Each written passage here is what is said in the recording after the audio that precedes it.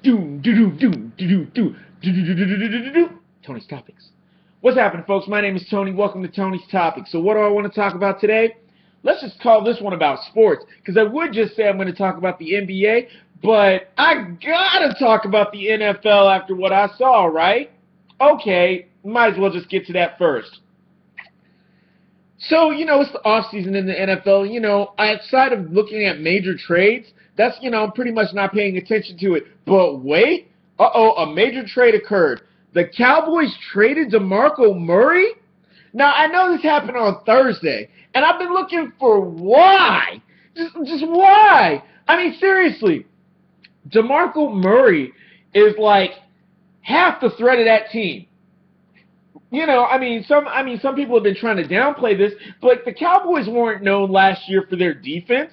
The Cowboys weren't known for really stopping people. They almost kind of seemed like they outraced people a lot of times. Now, they did have an offense that was almost as diversified as the Seahawks. Like, they could run the ball, they could throw the ball. But why? And speaking of which, why would you get rid of that? Why would you get rid of your running game? Because that's what you did. You got rid of your running game. Okay, the Cowboys went 12-4. 12-4. That's the same record as the Patriots had. Okay, the same record as the champions, which means in another alternate universe, the Cowboys might have won. They might have been the champs. So why would you mess with that? If you're going to change up something, I could see changing up something small. Maybe a lineman here or a this there, tight end here, whatever. Something small. But you wouldn't change one of your major pieces. So the salary cap was important enough for you to let go of one of the prime reasons why you went 12-4 last year. Gee. And who are they losing to? The Philadelphia Eagles, a team that could have easily have made the playoffs. A team that had beat the Cowboys earlier in the season and then like two games later lost and ended up with a record of 10-6. Wow. Don't be surprised if next year Philly goes 12-4 and the Cowboys go 10-6. It just doesn't make sense. Whatever. I guess, and I've been kind of learning this in my life. There's being frugal and being cheap, and then sometimes there's just being too cheap. You got to pay people what they're worth. Moving on. So we go into basketball, right? And let's look at the basketball recap. So in the East, finally, my Cavaliers are living up to the hype, right? And they are now the second team in the East, just behind the Atlanta Hawks. Now, granted, the Atlanta Hawks are still a good 9-game win, stretch away. But the Cleveland Cavaliers are in threatening position now. They actually look like they can do something. And as far as the other three top, the other top 5 teams in the East, the rest of them seem to have fallen off. The Bulls have a reason, right? You lost Derrick Rose and you lost Jimmy Butler. Any team that loses 2 guys who can score 20 points for them a night, 2 starters that are scoring 20 points, any team would die to that. Any team. If OKC lost Durant and Westbrook, sorry, they're losing. If Cleveland lost LeBron and Kyrie Irving, they're losing. If Miami loses Bosh and Dwayne Wade, they're losing. So honestly, the Bulls, it is to the Bulls' credit that they're not doing worse than what they are.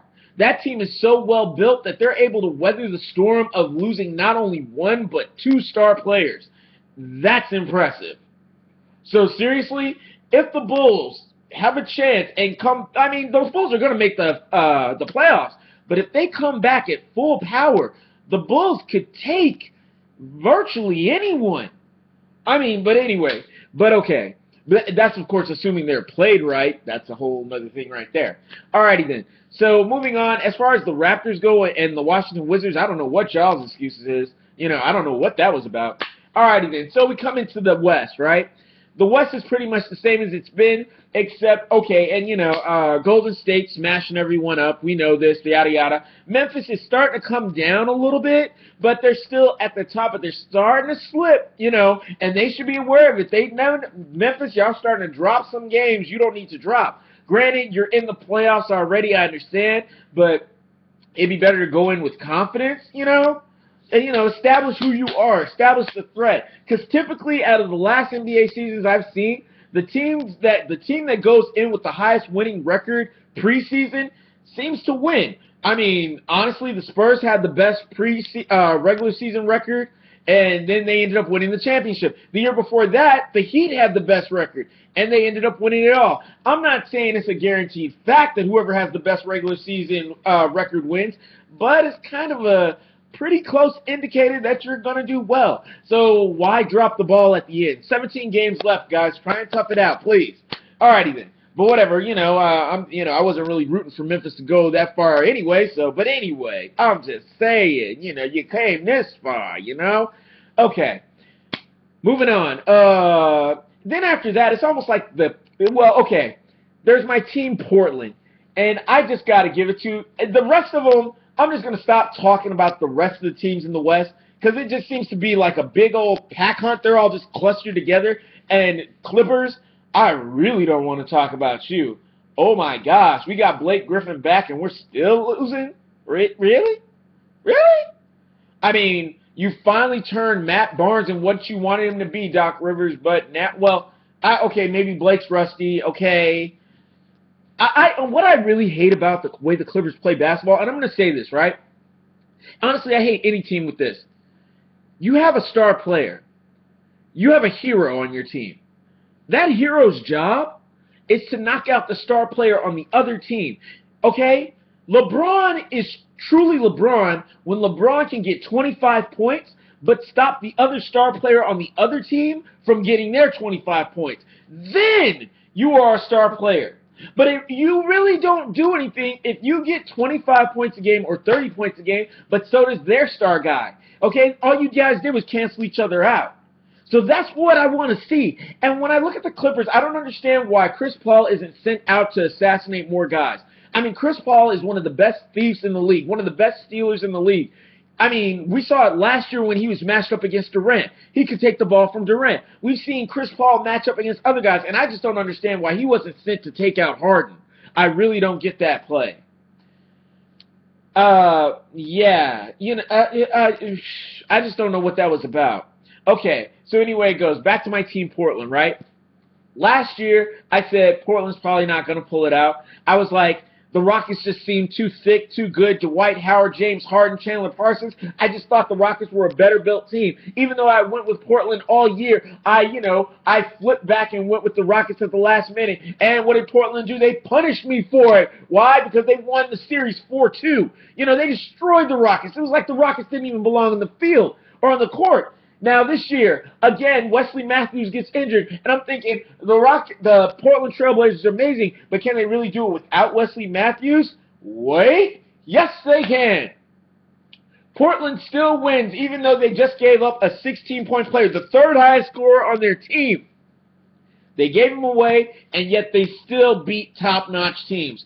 Wow. And let's not forget, Portland is tied for third. I mean, Portland literally might just make it out this season being the second best team in the West.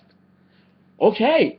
Go, kids, go. Do what you do. I'm sorry, boys to men. You know what I mean? It's their time.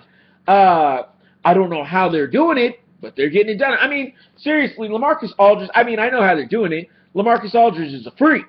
And Damian Lillard is just an ice-cold assassin. I mean, seriously, LaMarcus Aldridge is as big as a center, but he's as fast as a small forward.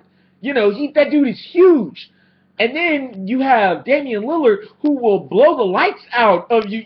If you let Damian Lillard take a three at the end of the game, good game. Okay, that boy will seal your fate. So either way it goes, like right now, Portland is playing a game, and they're down like 14 points. Portland's still going to win. Why lose? If there's not a harder team in the NBA, those guys are hardcore. That's my time. That's my topics.